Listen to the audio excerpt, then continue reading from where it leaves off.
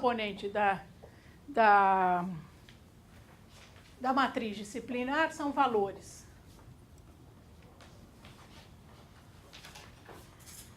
Mais uma vez, valores que são compartilhados dentro daquela comunidade. Então, por exemplo, a precisão nas medidas é um valor.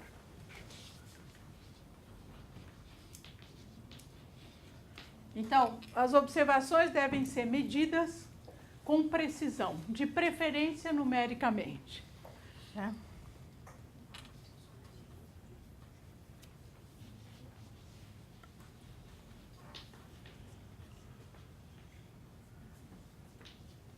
Então, as medidas devem ser expressas, de preferência, de forma quantitativa e não apenas qualitativa, né? Então, você tem que, de fato, aumentar essa precisão e esse rigor de tal forma a mostrar o fenômeno tão precisamente quanto possível. Seja, não é que vai chover em São Paulo hoje à tarde, vai chover com tal intensidade em tal região da cidade hoje à tarde. Não necessariamente desse jeito, mas em geral desse jeito. Por exemplo, pode ser um valor dentro de um determinado campo da ciência que os resultados daquela ciência devem ter utilidade social.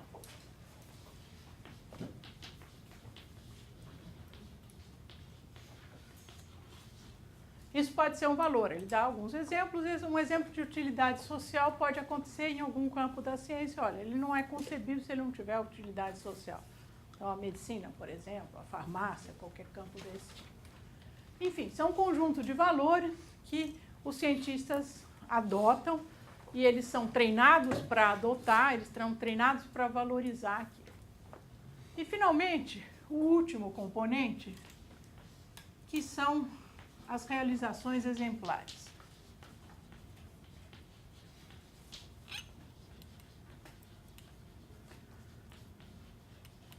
Ou os exemplares, como ele chama em outro momento.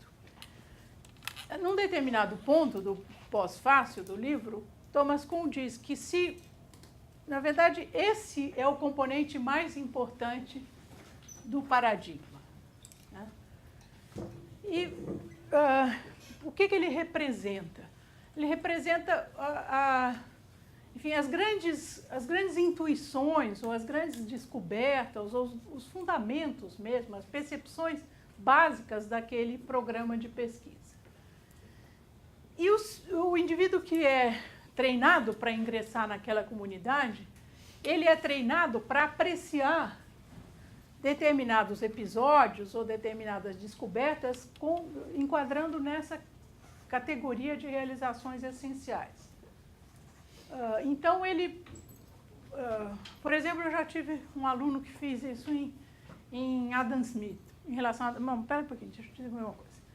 Essas realizações exemplares vão aparecer naquilo que ele chama de articulação do paradigma. Então, um determinado cientista lá propõe um paradigma novo, por exemplo, Lavoisier, e esse paradigma ele tem que ser operacionalizado, os procedimentos têm que ser detalhados, etc. E tal. Então, nesse processo, esse paradigma se torna de uma promessa, deixa de ser uma promessa e passa a ser uma realização. E nessa questão da realização, é importante, o que caracteriza essa realização é o fato de todo mundo daquela comunidade científica, de fato, perceber como uma realização. No caso do Adam Smith, eu tenho um ex-orientando, hoje professor na USP Cubatão, que fez um trabalho de mestrado bem interessante a respeito de Adam Smith. Ele mostrou como se articulou a riqueza das nações, passou a ser absorvida pelos economistas, né, e passou a ser encarada como uma realização de fato exemplar. Então, não é que todo mundo estivesse de acordo com Smith ou com as coisas que Smith diz no livro, mas eles viam na obra de Smith uma pauta, uma agenda para discussão importante. Então, nesse sentido, era uma realização que tinha esse caráter de realização exemplar. Da mesma forma, os exemplos que o Thomas Kuhn dá são de outras ciências. Uma característica importante dessas realizações é que esses exemplos são compartilhados.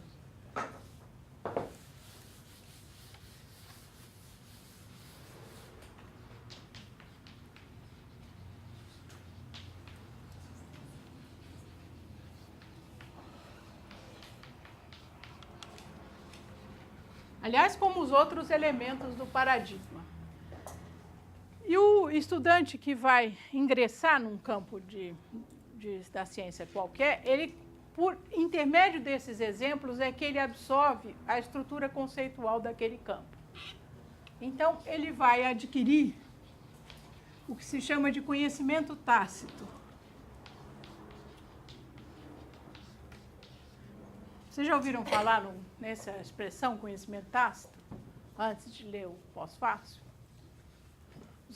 Tenho certeza que os colegas de vocês da administração, que estão mais ou menos no mesmo ano, já ouviram, porque na administração isso é uma ideia que é muito forte, a importância do tal conhecimento tácito. O que quer dizer isso? Alguns de vocês fazem estágio e, se não fazem, conseguem imaginar o que a gente está dizendo. Quando a gente entra numa empresa para trabalhar, digamos um banco, né, com um estagiário, a gente percebe que aquele ambiente de trabalho tem uma certa cultura que precisa ser respeitada. Por exemplo, na hora que todo mundo fica de manhã esperando o elevador, o caretinha que quer ser o esperto e que vai lá e passa na frente de todo mundo e entra no elevador atropelando os outros, não respeitando a fila, pode ser que naquela cultura ele já seja reprovado por aí. Né?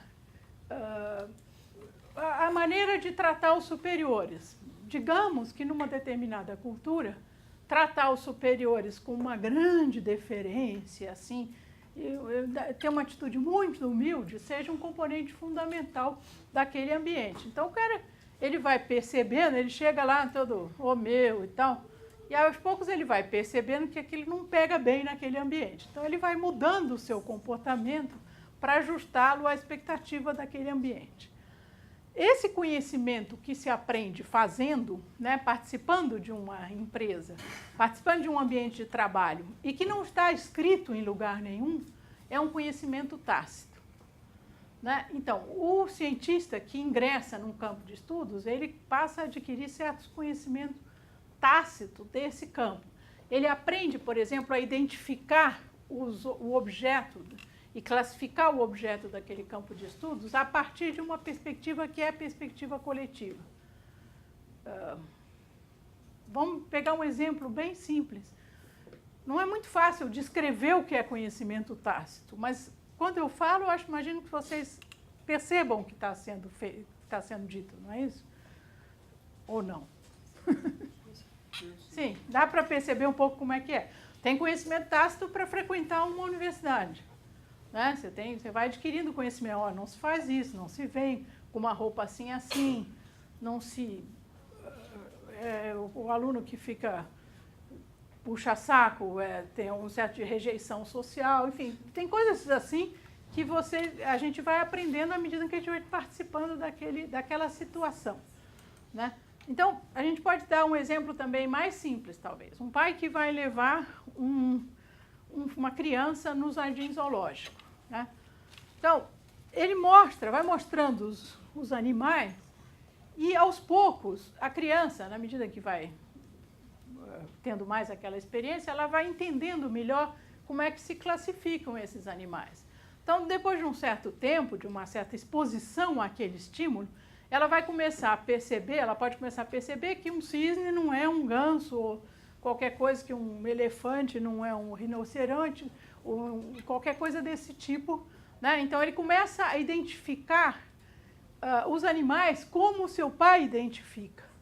Né? E, da mesma forma, na ciência, o indivíduo começa a identificar os conceitos a partir daquilo que já está estabelecido naquele campo. Isso é o tal conhecimento tácito, um conhecimento que se adquire fazendo, né? Que não está necessariamente transcrito em palavras. né, e que é um conhecimento importante.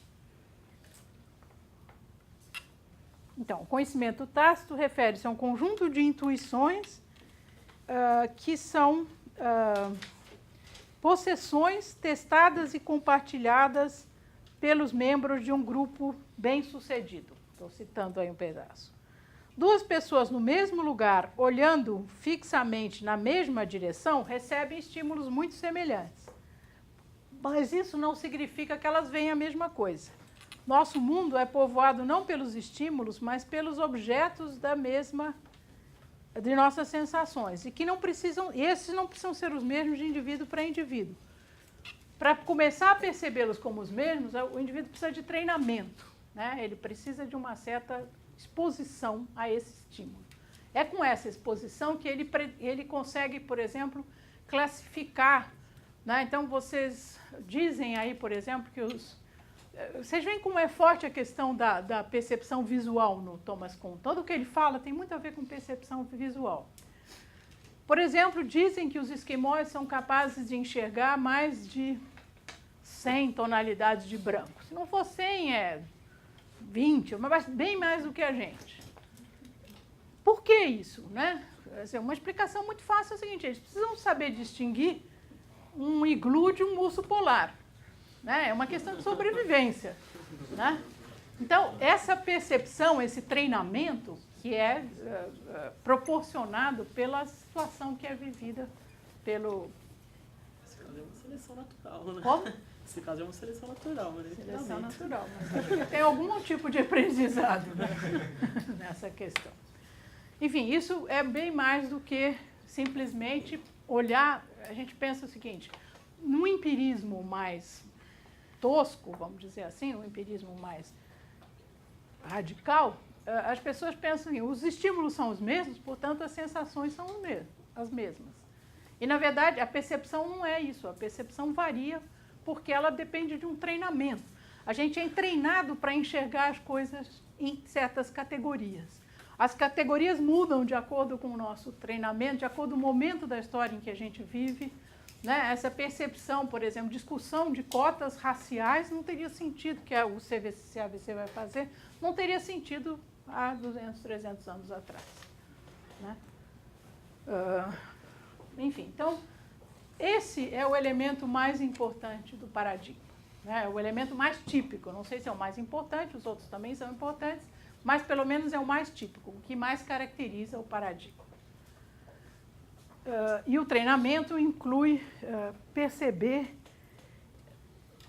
Na evolução científica, o agrupamento que os elementos daquele conjunto tinha, ele tem que ser mudado, essa visão tem que ser mudada.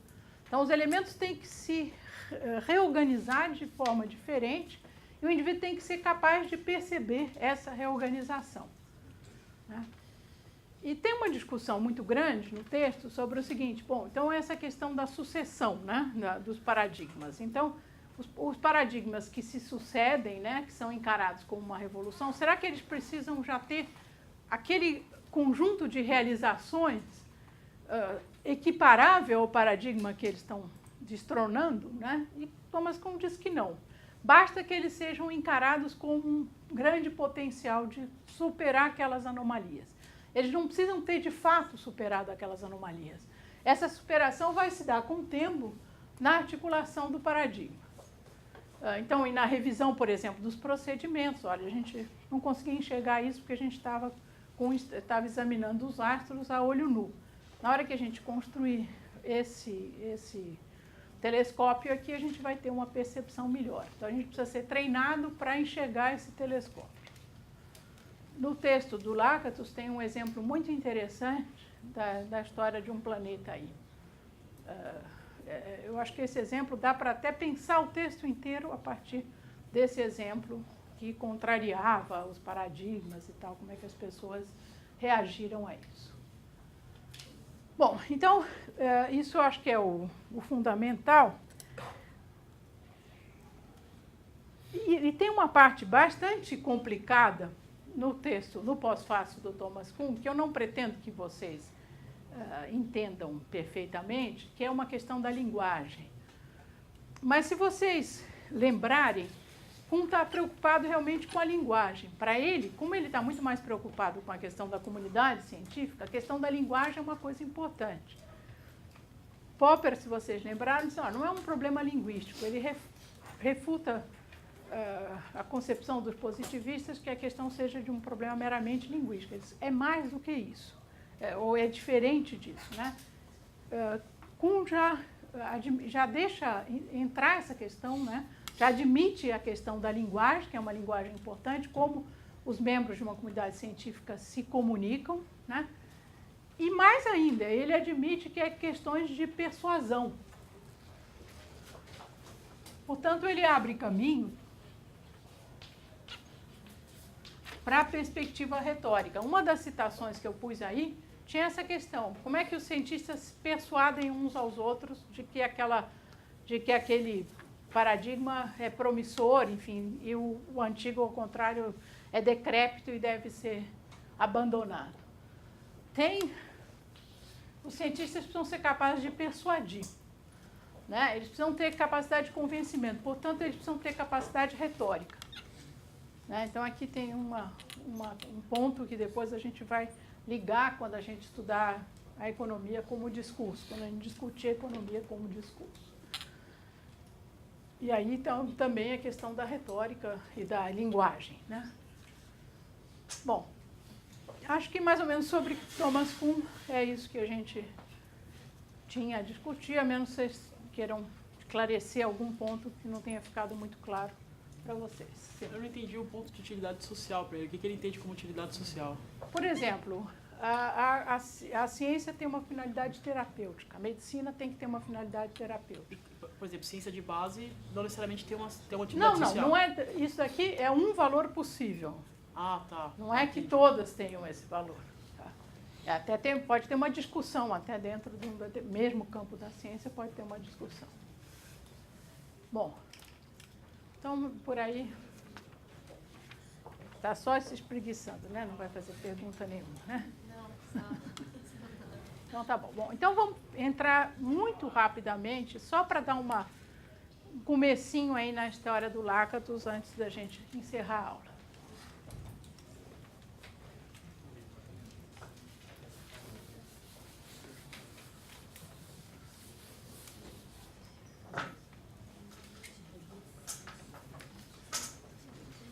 Professor, Oi. só por curiosidade, você tinha comentado que muitos economistas admitem as ideias de Kuhn, mas também tem muitos que admitem de Popper também, não? Sim, sim. Os dois tiveram uma repercussão muito grande quando foram publicados. Popper teve quase uma militância na London School e influenciou muitos economistas, inclusive muitos econometristas na época que estavam trabalhando. Eles fundaram uma associação, não lembro se chama M3E, sei lá. Eu tenho um artigo em que eu menciono um grupo que eles formaram na London School, diretamente ligados ao Popper. Então, nós precisamos ter registro das nossas teorias, do desempenho empírico das nossas teorias. Nós precisamos, inclusive, arquivar e guardar os casos em que elas falharam. Tinha essa preocupação grande, em que elas falharam no teste empírico. Tinha essa preocupação grande. E Kuhn também. Kuhn foi muito bem aceito. Agora, na hora de interpretar, as interpretações variaram muito. Alguns disseram, como eu disse, olha, ainda está pré-ciência, outros disseram só tem um paradigma desde sempre, outros disseram tem vários paradigmas e qualquer coisa. A maior unanimidade em relação a Kuhn, quando se tenta aplicar o seu esquema à economia, é que Keynes foi uma revolução. A teoria geral foi uma revolução dentro da economia. O resto, as discordâncias são muito grandes. E em relação a Popper, mais concordância? Em relação a Popper, há concordância, mas aí você vê que coisa curiosa. Eles falam assim, a Popper tem sido aplicado à economia, aí muita gente vai dizer, argumentar, assim, razoavelmente que não. Porque, apesar dos economistas se dizerem popperianos, na prática, quando umas suas teorias são falseadas, eles continuam com elas e dando-se a realidade, né? Então, aí tudo bem, não tem sido aplicado, então essa resposta é negativa. Aí pode ser aplicada, aí eles começam a discutir toda a complexidade de um teste empírico no campo das ciências sociais e chegam à conclusão que é impossível controlar todas as variáveis auxiliares. De modo que você sempre pode salvar uma teoria que foi refutada. E aí a terceira pergunta que alguns se fazem é assim, bom, não tem sido aplicado, quer dizer, Popper, no certo sentido, foi falseado dentro do campo da economia. Não tem muita dificuldade de ser aplicado, por exemplo, tem poucas generalizações simbólicas na economia. Aí, será que deve ser aplicado? Aí a resposta é sim. Parece uma contradição. Bom, se não tem sido aplicado, se não pode ser aplicado, deve ser aplicado, como é que eu posso responder? E aí eles dizem que deve assim, no sentido de que os economistas devem estar sempre dispostos a testar suas teorias e, uma vez rejeitadas, abandoná-las. Uma vez tendo se saído mal do teste empírico, abandoná-las. Então, nesse sentido, o que é o deve? Deixa eu falar um pouquinho sobre Lakatos antes de encerrar a aula. Como a gente vai fazer o seminário, como eu disse no início, pontualidade é essencial no caso de um seminário, e leitura mais ainda. Lakatos foi discípulo de Popper. Ele é de origem húngara, ele é formado como matemático. Ele morreu muito cedo, 51 anos, portanto jovem. Ele tinha um debate grande, que a gente vai mencionar melhor depois do seminário, com um indivíduo chamado Feyerabend, que talvez alguns de vocês tenham lido Introdução às Ciências Sociais, que escreveu um livro contra o método. É um anarquista do ponto de vista de método. Mas, enfim, não viram isso. Mas o Lakatos, então, ele, nesse ensaio que ele escreve, que ele pretendia que depois se transformasse num livro, mas ele morreu sem ter concluído isso, ele pretendia criar um método, propor um método que reconciliasse Popper e Kuhn. Tá? Então, é assim que vocês devem perceber o artigo. O artigo é bem difícil, tem bem um monte de termo diferente, tem uma verdadeira gincana nos rodapés, mais que Popper. Né? Então, o rodapé ele se refere a ele mesmo na página tal. Quase dá para fazer uma gincana de rodapé. Mas é interessante, a conclusão que ele chega, o caminho que ele chega, muitos economistas consideraram que foi a boa solução para conseguir, de alguma forma, compatibilizar Popper com Thomas Kuhn.